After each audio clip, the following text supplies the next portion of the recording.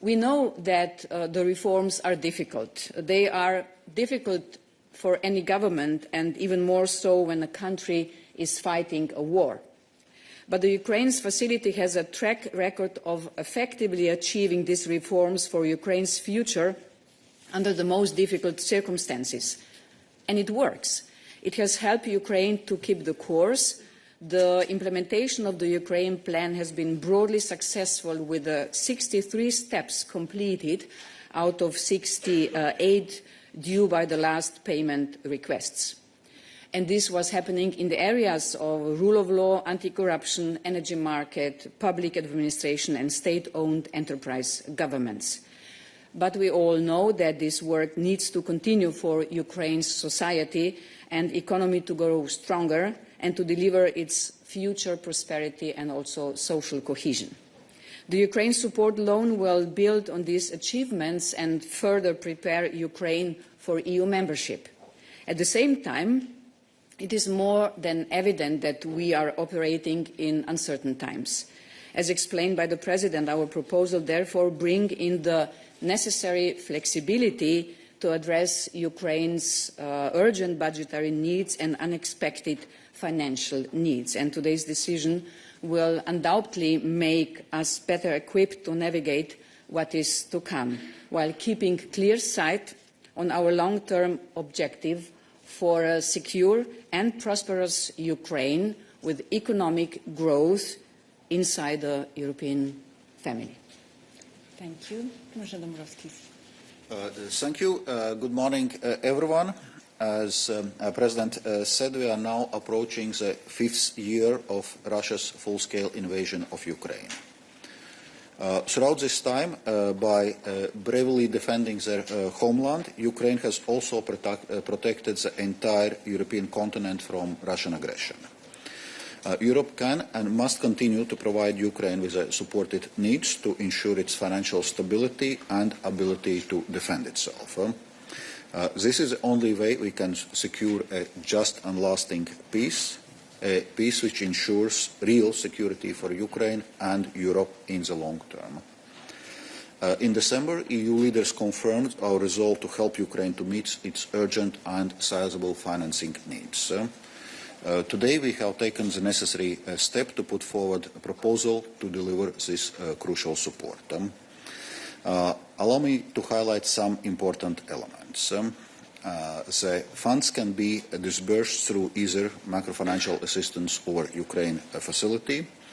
On macrofinancial assistance specifically, it is a tried and tested instrument for supporting Ukraine or countries in balance of payment difficulties. It is well suited to provide fast and flexible financial assistance while driving the implementation of meaningful reforms. It also complements and amplifies IMF programs, as it has been demonstrated in Ukraine over the past decade.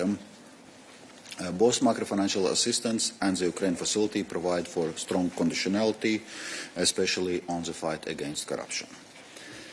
The 60 billion euros indicatively allocated to support Ukraine's defense efforts will allow Ukraine to access the equipment it needs to defend itself, and at the same time it will provide a very significant boost to the rapidly developing European and Ukrainian defense industries.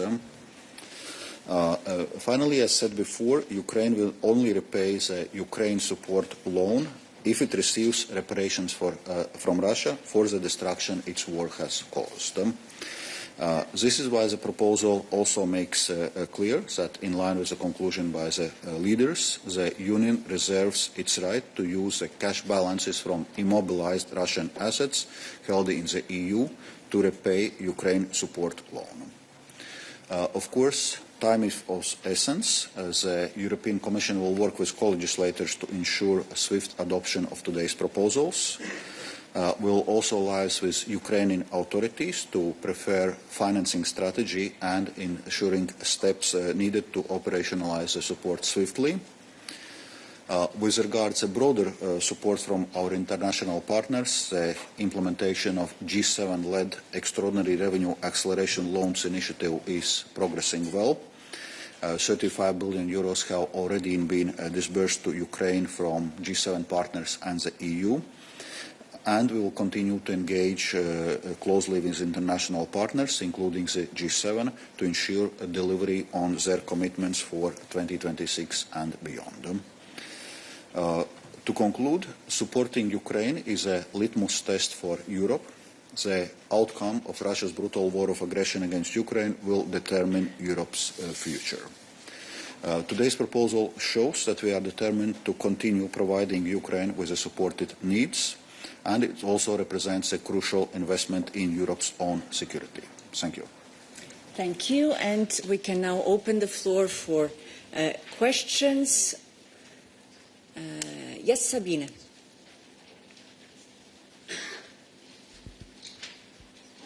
Thanks, Sabine Rosset, ANSI News Agency. There has been a strong political attention on a possible bi-European requirement.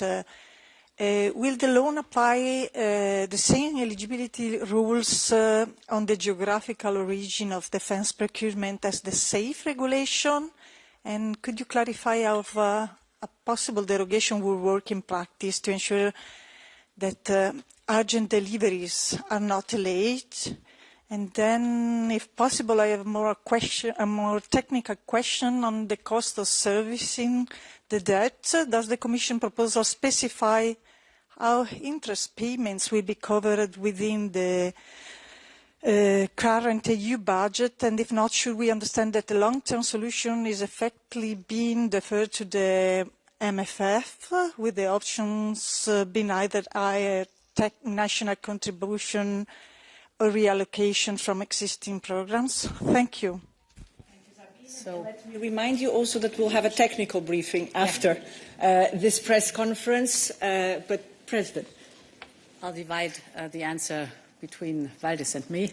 The first part of your first question, I think it is an important step forward that we have integrated in this loan the same principles like in SAFE, that we say, first of all and first and foremost, if possible, the procurement should take place in Ukraine, in the European Union, and in the EEA EFTA countries. Because for us, it is a lot of money. These are billions and billions that are being invested, and these investments should have a return on investment in creating jobs, in creating research and development that is necessary for us.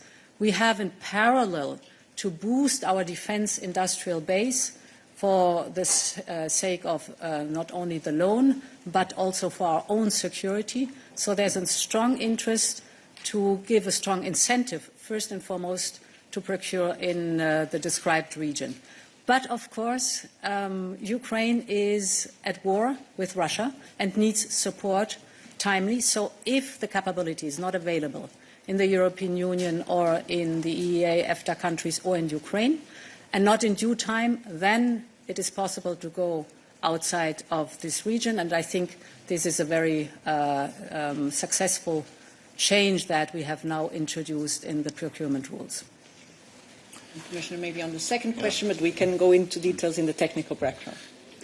On a second question, so indeed our proposal also foresees interest loan subsidy for Ukraine, and this interest loan subsidy for Ukraine will be covered by the contributions to the EU budget of the participating 24 EU member states as regards this financing period, and indeed in the context of next MFF a dedicated instrument to cover interest rates can be considered, but that will be part of the discussions concerning the next MFF.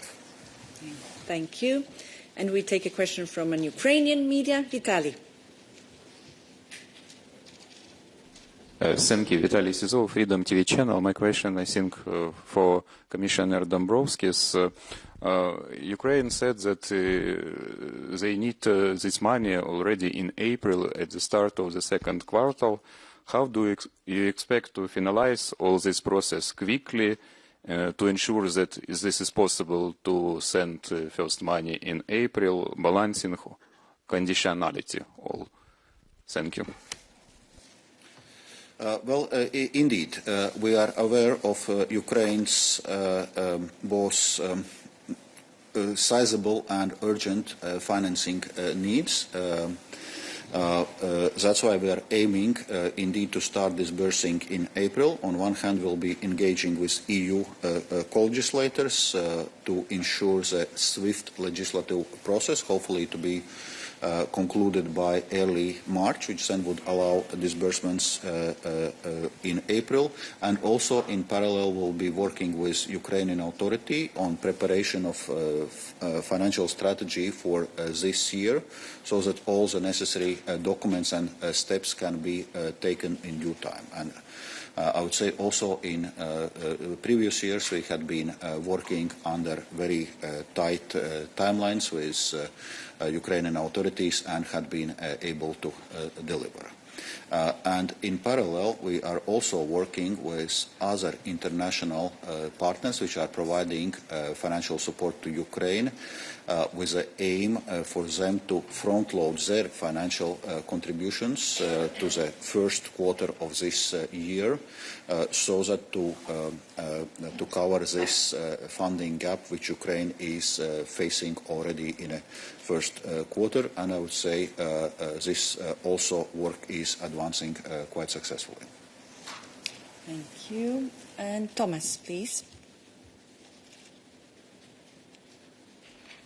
Hello, thank you very much. Thomas Mann-Nielsen at Euractiv. I have two questions. So one for Commissioner Dombrovskis. Could you just give us a bit more detail about the state of play of G7 support for Ukraine? Because obviously the Commission has estimated that Ukraine needs 135 billion over the next 2 years. So how confident are you that this additional 45 billion will be covered by G7 partners? And then another question for President von der Leyen about a slightly different topic about Greenland. We've heard recently that Defence Commissioner Kubilius has said that Article 42.7 would apply this mutual assistance clause. Greenland obviously is not part of the EU, but there are tens of thousands of European citizens, EU citizens living in Greenland. So in your view, would member states have an obligation to intervene to support Greenland, including providing military support to Greenland, if the United States were to make military moves on Greenland? Thank you very much. Let's do the following. We're focusing on the topic of the press conference, and if we have time, we come back to your question at the very end. But we start. Thank you for this question. Indeed, from the EU side, we are, I would say, taking care of the bulk of the financing needs for Ukraine for the next 2 years, but we also expect other international partners to play their part. That's why we continue this engagement with G7 and other partners. So first of all, next year, the delivery of ERA loans initiative will continue, and we expect some 9.7 billion euros to be dispersed through the ERA loans initiative next year by other partners, because from the EU side we fully disbursed our contribution already last year. We are working not only with G7 partners but also with other countries. For example, Norway is committed to come with a sizable financial contribution. Also, EU member states will continue to provide both financial and in-kind military support, and obviously also international financial institutions. Currently, International Monetary Fund is preparing its next program of the size of $8.1 billion. Actually, on Monday, I had a meeting with IMF Managing Director Kristalina Georgieva to discuss exactly those topics, and this work appears to be broadly on track, because also for IMF, one of the conditions for IMF program to go forward is that the financing gap of Ukraine is being covered. So there are many speculations out there about what should be done, what could be done, what may be done. I want to put all this aside and address the general principle of Greenland, that we look at what are the different debates. So first of all, Greenland belongs to its people. So it's up to Denmark and Greenland, and only to them, to decide on matters that are concerning Denmark and Greenland. That's point number one, and that's very important. We are in constant contact with the Danish government, also to listen to what the needs are, what the needs of the Greenlanders are, in very close contact. Second, Greenland is part of NATO.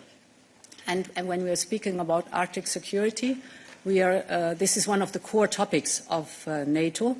And we know that the glue between the allies is the fact that there's always the clear motto, one for all for one. So NATO is one forum to integrate the different interests that are out there. But of course, the Arctic and Arctic security is also a matter for the European Union without any question. And we've invested since years in our relationship with Greenland. I was there last year, before all this happened, to open the office in Nuuk so that we have a constant channel of communication with the Greenlanders. We have an investment program. We've stepped up our engagement since last year. We have accelerated our work. So there's a strong and good and existing relationship between the European Union and the Greenlanders.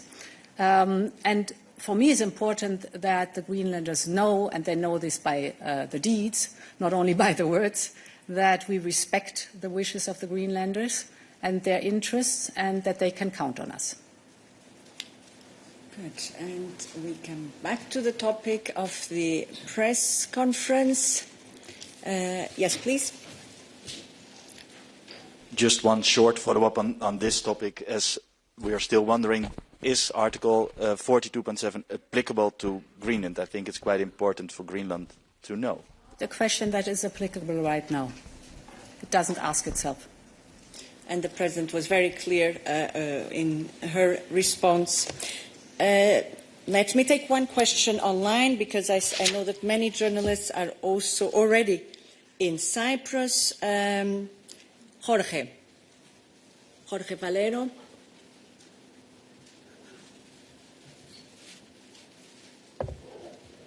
Jorge, are you there? I see your hand. Now we need to see you on the screen. We see half of you on the screen. Can you hear me well? Now it's okay. Yes? Good. Go ahead. Okay. Yeah. Question for the President. The sound is very bad, Jorge. Can you hear me now? Sorry. Now it's Okay, better. Now it's better, but we also need to see you. Okay. I'm speaking close to the mobile. Sorry. So, a question for the President. First, as far as I've seen, we've seen in the draft documents, there is no date included to pay the principal that we will borrow in the markets, which is quite unprecedented if we compare, for example, with the next generation EU borrowing. So would you consider that this proposal is a significant step forward towards a fiscal union, a debt union? And for Commissioner Dombrovskis, if you can just confirm that the proposal meets the necessary assurances requested by the IMF in order to approve the program. Thank you. So in extraordinary situation, for example, Next Generation EU, we have already done the EU borrowing for a very specific purpose.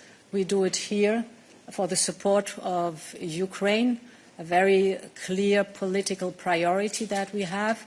And the fact that we have an enhanced cooperation here shows that there's a vast majority of member states that support this common engagement in EU borrowing to then have the means to support Ukraine. Yes, maybe to complement, well, first on this reparation loan we are now providing, in a sense, there is no fixed term of this loan. This loan is going to be rolled over, and as I was mentioning before, the condition for Ukraine to repay the loan is once Russia pays reparations for the destruction it's causing in Ukraine. And that's why it's important that part of this proposal is also, as I was mentioning, that the EU reserves the right to use cash balances from immobilized Russian assets to repay this Ukraine support loan. So that's important element, and also that we have now put this immobilization on Russian assets on a more stable footing until further discussion, so without the need to roll it over every 6 months. Then on assurances, in a sense, there are two types of assurances which IMF needs. One is the funding gap for Ukraine is being covered, and that work, as I was mentioning before, is broadly on track, and that was also indications I received from the IMF managing director 2 days ago. And another topic is the question of capacity to repay assurances for the IMF program itself, where there is a question on US participation in this capacity to repay assurances, and so far the indications are that it's unlikely, even though the final decision by the US is not taken and will be taken by the end of the month. But again, there are indications from the IMF that also in this scenario, other official creditors, including EU and non-EU partners, are ready to compensate for potential non-EU's participation. So also those capacity to repay assurances are going to be provided. Thank you. And we take a final question. Yes, please. Yeah. Thank you. This is Fabio Napoli for the Italian news agency Public Policy. I have a question for President von der Leyen. Do you believe that enhancing cooperation to issue EU bonds can be used also in other fields, like to raise money for common projects, as mentioned in the Draghi's report? Thank you. So it should certainly not be a standard procedure. The standard procedure is the budget and the 27 together.